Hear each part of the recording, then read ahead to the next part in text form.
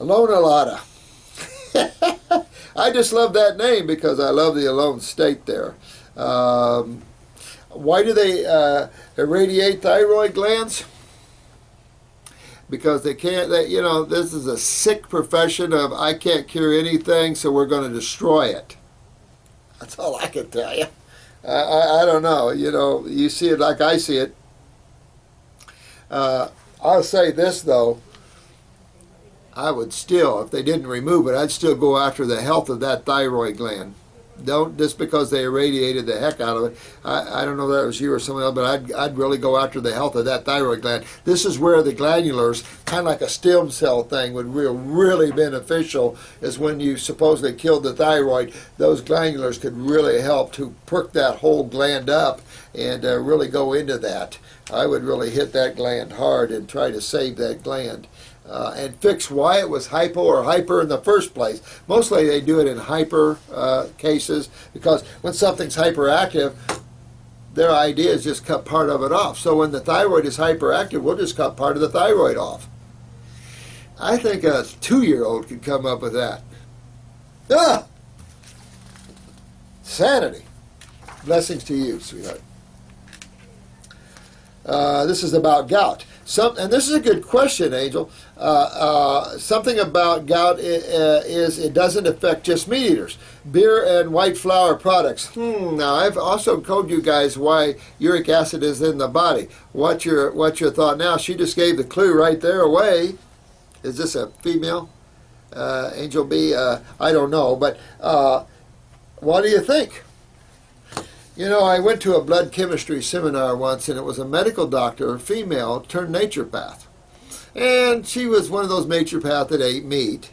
So she had a big farm and raised her organic beefs and stuff, but she was a smart lady. She really had looked at blood a little different. And I've always, as a biochemist, I've always wanted to look at chemistry here and there a little differently. Although this one question about your high calcium, magnesium level, I forget a lot of that. I apologize. Could be taking supplements or something, but, I forget a lot of that. Thank God. I just don't focus there anymore. But anyway, I went to her blood chemistry seminar, and I asked her the same question. Same question. And she looked at me and she said, fungus. And I go, that makes sense. Fungus leaves uric acid crystals in the body. And here you go. You see a lot of gout with a lot of fungus problems, and you especially see it when you see sulfur. Sulfur is a fungal aphrodisiac, and therefore you see a lot of gouty or uric acid problems in these people. And there's your answer. And of course, people that eat, what do you say here? Beer, yeast. Hello. It's one. And we used to eat brewer's yeast. And Richard, you put yeast in your superfood blend. Didn't like that.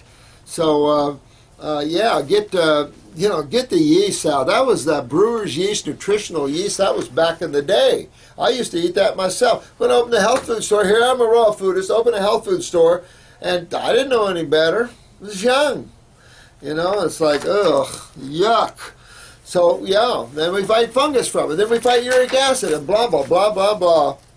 So, yeah, definitely very painful. Uric acid pinpricks.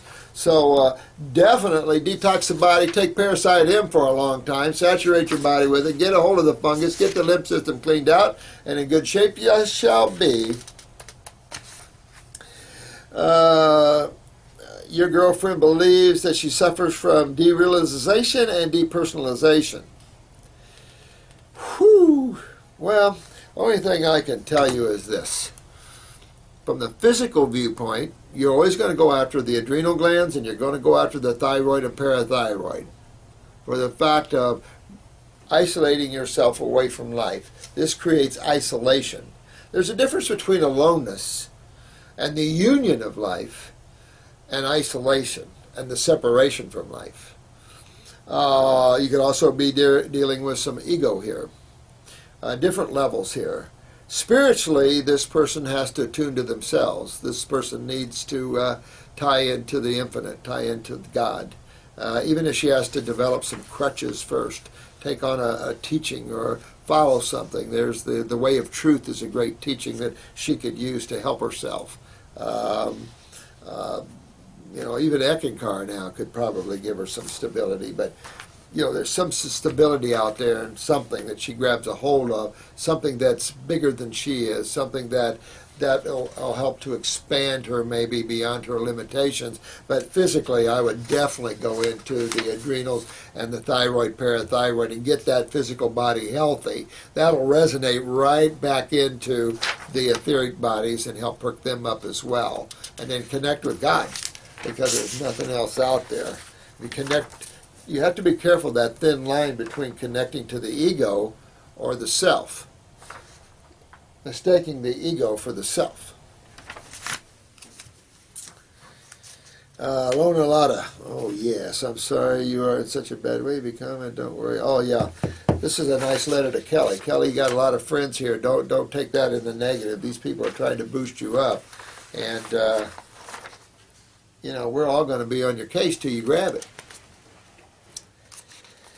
Let me see, sweetheart. Lona Lotta. Osha's video, Love and Aloneness. I love aloneness. It's the path where all things are. You see that I'm just tipping the tip of the iceberg.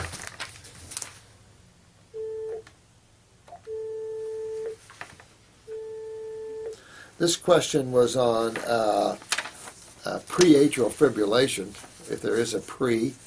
Atrial fibrillation is when your atrium, particularly the right atrium, where the sinus node is, where your initial spark dilates or depolarizes the heart, opens up the valve so the blood can go from chamber to chamber. And it's when this spark starts shooting from all different points in the atrium and it just starts fibrillating.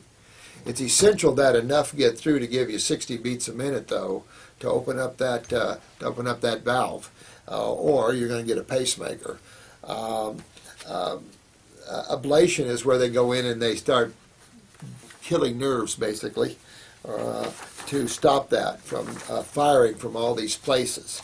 And again, this goes back to a state of wellness and strengthening the autonomic nervous system through the adrenal glands. It is also a case about making sure that you're utilizing calcium. Get on that parathyroid gland, get on your adrenals, and start detoxifying your lymph system. Really and vital. I would also get into the GI tract and clean up that GI tract. There's a big correlation between the GI tract and the heart, basically where the heart came off the colon, and also the autonomic and the stomach. Big correlation there.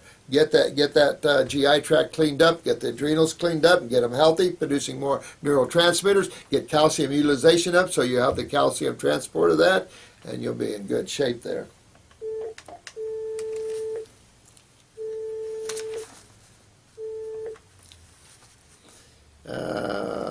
Yeah, I mean, you got to get yourself back in a state of health. You're struggling here because it just depends how many beats you're getting the ventriculars down there. So it's just, go after your health, man. You'll be okay.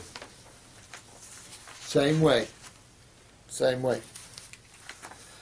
Yeah, this is one question by Hollywood. Oh, could you have Chris come in? Okay. Is he available? I want to do something with him. Well, let me see here. There's so much nutritional propaganda out there, my friend. It's unbelievable. I mean, it really is. And health is so much simpler than that. But man needs something to occupy the mind. So you see that there. And here's one that has lupus. Oh, you know what? I want to do this. There was a question here, Chris, about is it possible to change an eye color from brown to blue? So what I wanted to do was show a blue eye that's brown and a true brown eye. So I didn't know if you could help me steer in on this. Okay. I want to see how this works out because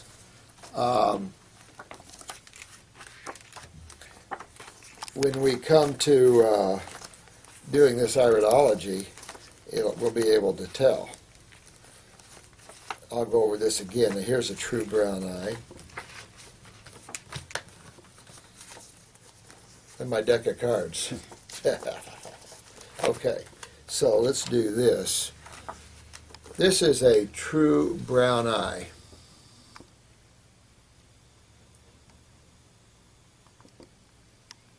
in a brown eye, you will not see any blue.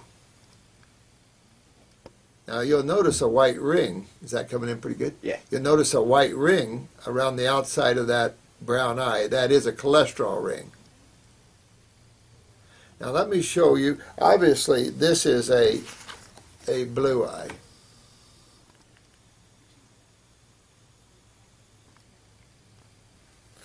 Now, here is a blue eye that turned brown.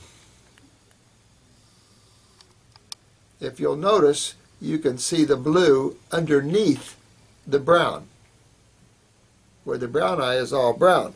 I'll show you a stage before you get there where you see this eye. You can still see a lot of blue in this eye, but you start to see the yellow and brown on top of the blue fibers.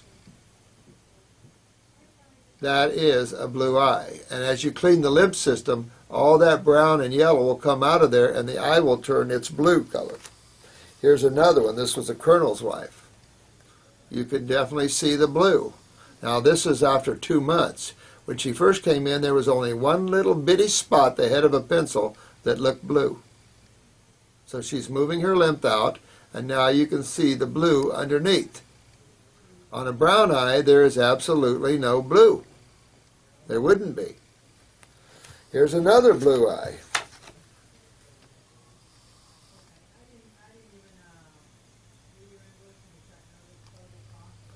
While we're talking about it, and Chris is here, let me show you sulfur in an eye. This is a lot of sulfur. Notice that that color of that eye is orange.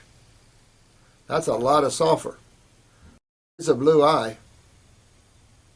And you're going to see that sulfur coming out in your stools and probably in your urine. It's out in the lymph nodes. Even when you see sulfur in the bowels, it'll try to pull it to the lymph nodes. Here's a blue eye with a lot of chemicals and a lot of sulfur.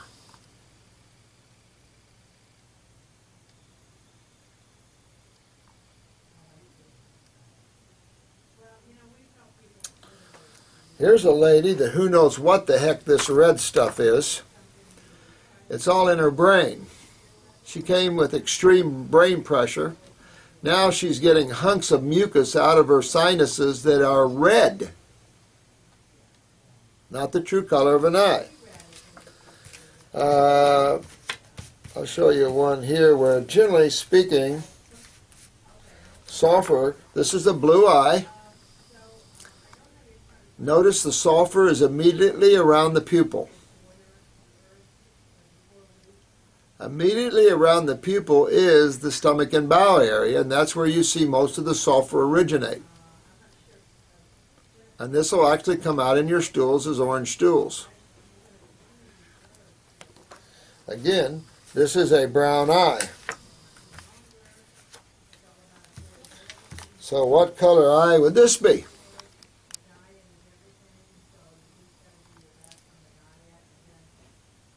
It's a blue eye. While you're doing this, Chris, let's just give them a little bit of some, iridology lesson here. This is from an 83-year-old female. In here with not a lot of problems.